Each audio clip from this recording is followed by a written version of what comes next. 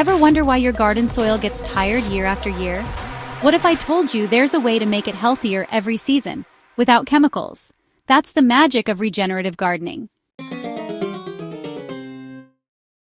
If you love getting your hands dirty the smart way, hit that like button and subscribe for more no-nonsense gardening tips.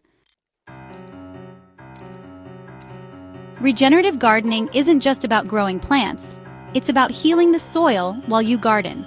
Unlike traditional gardening that often strips soil of nutrients, regenerative methods work to restore soil biodiversity, structure, and fertility.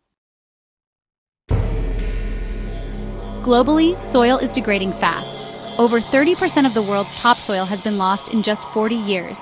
Without healthy soil, plants struggle to access nutrients, water retention declines, and pests thrive.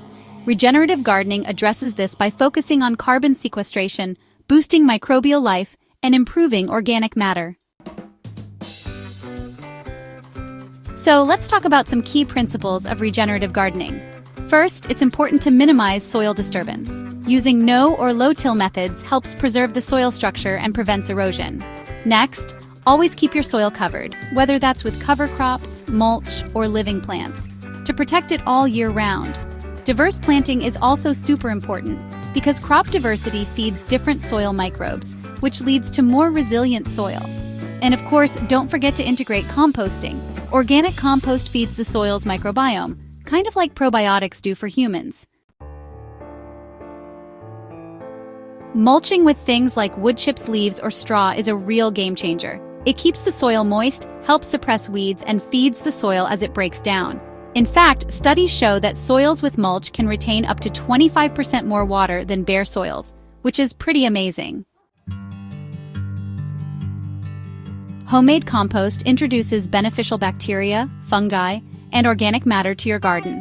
Vermicompost, or worm castings, is actually scientifically proven to increase nutrient uptake and plant growth by 20 to 30%. And here's a pro tip. Always combine green or nitrogen-rich materials with brown or carbon-rich materials for a really balanced compost. So, cover crops like clover, vetch, or rye are fantastic because they fix nitrogen, reduce erosion, and add biomass to your soil.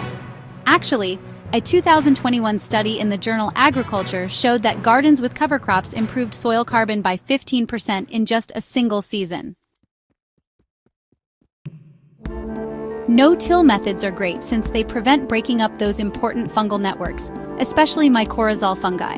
And lasagna gardening is all about layering green and brown organic materials right on top of the soil, which builds up rich humus over time.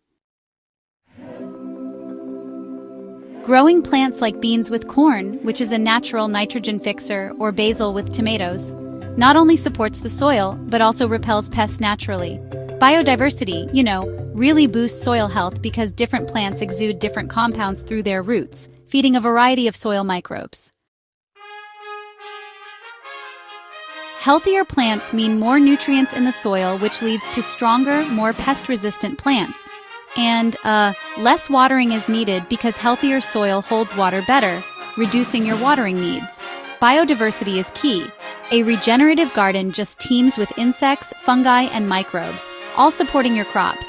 Plus, regenerative gardening actually helps pull carbon from the atmosphere, so you're combating climate change on a small scale. So here's how you can start regenerative gardening today. Stop tilling or disturbing your soil. Start composting your kitchen scraps and garden waste. Plant a cover crop after your main crops finish. Mulch heavily and consistently. And don't forget to diversify your planting. Mix herbs, vegetables, and flowers.